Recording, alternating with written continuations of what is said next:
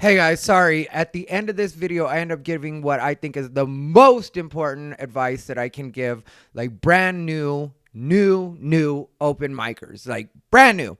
Best advice at the end of the video. Sorry I put it there. I just ended up saying it in the moment, and I was like, this is something people need to hear. And sorry, my ring light isn't on right now, but whatever, it is what it is. Some people really aren't going to like what I have to say on this one. What's up, everybody? Rivera here, the absolute best LGBTQ comedian in the world, here with another Comedy Tip Tuesday. That's right, it's a Comedy Tip Tuesday. And today I want to discuss the importance of being liked. But before I do that, I want to take a question from one of my viewers, Robert Martinez, aka Robert_real_deal_Martinez, here on YouTube, has been watching some of my content. I appreciate you watching my content, and I really appreciate this question because it reminds me that sometimes I have to answer questions for the new people, because some of the stuff I've been talking about has been a little bit more for, I think, the people that are a little closer to in practice or doing, and I'm not putting anybody down, but just, like they've been out a little bit more. This one is a question to me that seems like it comes from somebody that's really just getting started, which I have seen Robert Martinez before. I saw him once at Wise Guys here in Las Vegas.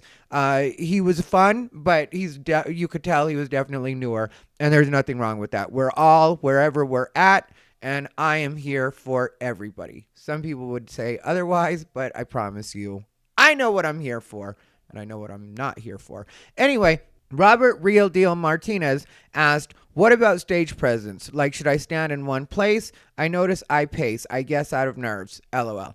Well, here's the deal, Robert Martinez. That really just depends on what you're doing and what kind of comic you want to be. Like, sometimes it's nice to be animated, and sometimes it's nice to just stand in one spot so that you can have the focus be more on your jokes maybe and less on your movement. I personally don't mind either way what you do. I've had bookers tell me before that they would rather that I move around a bit. And I'm like, the way I kill this room, don't worry about my movement. Let me worry about my movement. But when it comes to just the physical effects that standing in one place has, for me, I really noticed that it was important for me to move at least a little bit when I first started doing the feature set and especially the headline set, because if you're just standing in one place, like literally just standing stationary, your legs will fall asleep on you. And that's something I've had happen during shows. So now I make sure to move throughout my sets. But in the beginning, when I didn't used to move at all, sometimes my legs would fall asleep on me and I'd be trying to wake them up and deliver jokes at the same time. But you have to remember, I come from a place of complete stage fright. Like, I had true stage fright, like light spinning, which nobody would believe that by watching me now. But I remember how terrible that was. And so I was just frozen in one place. So I would say that if the way that you deal with nerves is by moving, that's probably you starting off in a better spot than I was starting off in, because I was so frozen when I was on stage just because of the nerves that I literally had no choice but to stand in one place. Anyway, comment down below if you guys have any questions that you want me to answer. Clearly, you've seen now on the last two episodes, this episode and the last one, I have been answering questions, so I will continue to answer questions. No question seems stupid to me. Some of them I will answer just directly in the comments. Some of them I'll answer right here on my video. So if you guys could do me the favor, like, comment, and subscribe so I continue to want to make these, and also so I have the will to live. I wanted to talk about a little bit about the importance of getting along with other people, just because sometimes people make it seem like this is the most important thing in the world, and to a certain degree it is important to get along with other people. It's not like everybody can just hate you and it's going to work out. But at the same time, I also see a lot of people trying to be nice to everybody and trying to be supportive of everybody, and that's just not real stand-up. That's not even the real world. In the real world, in your regular job, are you supportive of everybody? Are you super, yay, everybody's great? Or every once in a while, do you know somebody sucks at their job? There's nothing wrong with, at least in your own head, knowing that some people suck and not giving that any energy or not giving them any energy. And I know when you're first starting out as a brand new comic, you want to like everybody, you want to get along with everybody. That's great. That's cool. That's cute. But the reality is, sometimes you're not going to get along with certain people, and there's absolutely nothing wrong with that. Actually, I think having less people like you is very helpful, and I'll explain. When I first started doing stand up in 2003, being a gay comic or being gay in general wasn't as accepted as it is now.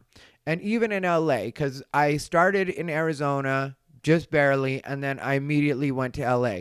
And when I got to LA, it wasn't as accepting as it is now.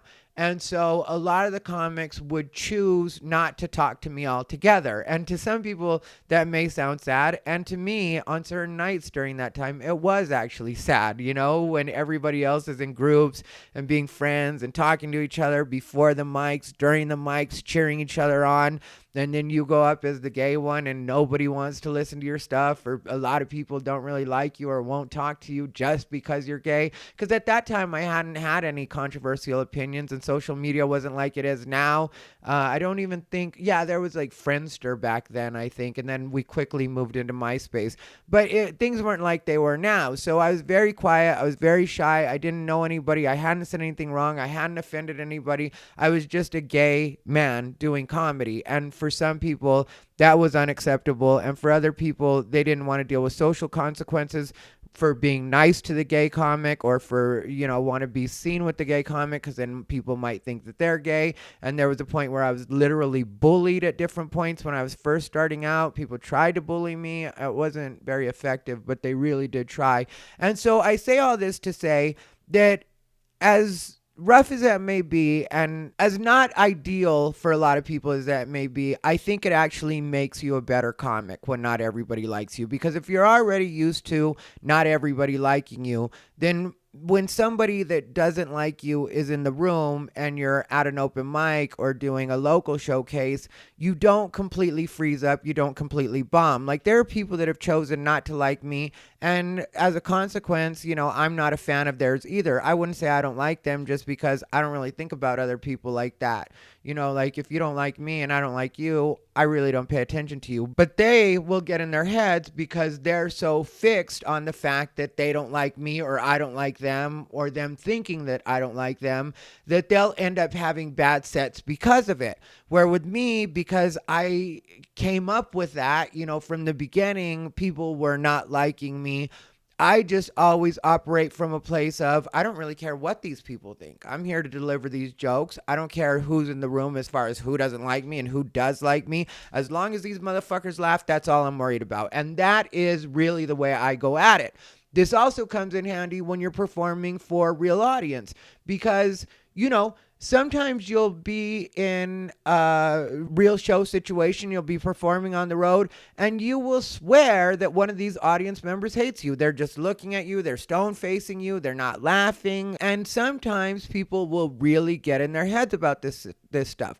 What I do when that happens is I just completely don't pay attention to that person, let them do whatever they want to do, and I focus on everybody that's laughing. I focus on the smiling faces in the audience, which is something you can do in open mics too. If there's a comic that doesn't like you that's in the room, don't pay attention to them. Look at everybody else and just don't make them at all a part of your focus. And if you don't make them a part of your focus, then they really don't exist, do they? That's the way I see it.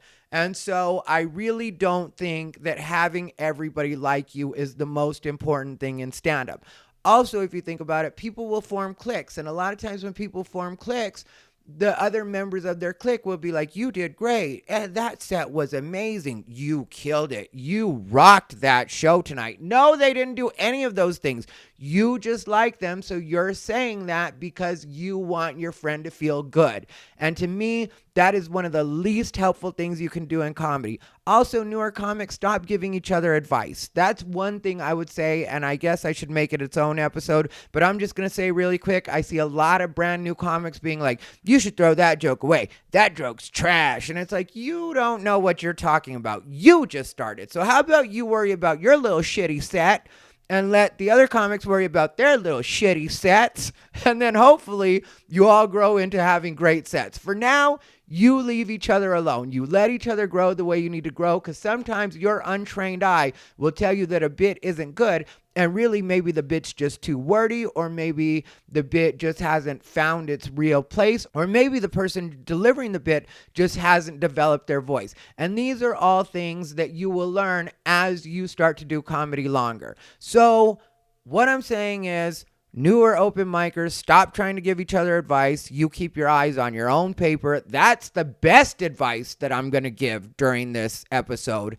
And also, when it comes to people liking you, don't really be so worried about that. The other thing that'll happen when people like you too much, or when you like other people too much, is suddenly you'll be worried more about the social aspect. Like, we're going to go drinking afterwards, or we're supposed to smoke a little bit after we're done with our sets. And then you'll be concentrating on that more than you're concentrating on your set. And you really should be concentrating on your set if you're serious about stand-up. If you just want to be a person that hangs out on the scene, be a person that hangs out on the scene. I don't have a problem with that. But don't confuse yourself with an actual stand-up or even an actual open micer, which I've said before, I consider to be a respectable position in stand-up comedy. You're an open micer, you're starting out, you're getting your chops, you're getting your legs, you're cutting your teeth. There's nothing wrong with any of that. So when I say open micer, that is not at all an insult. To me, that's just the introductory part of being a stand-up comic. And if you're a true open micer, you're on your way. So I'm not putting you down at all. But I am saying that when you're an open micer,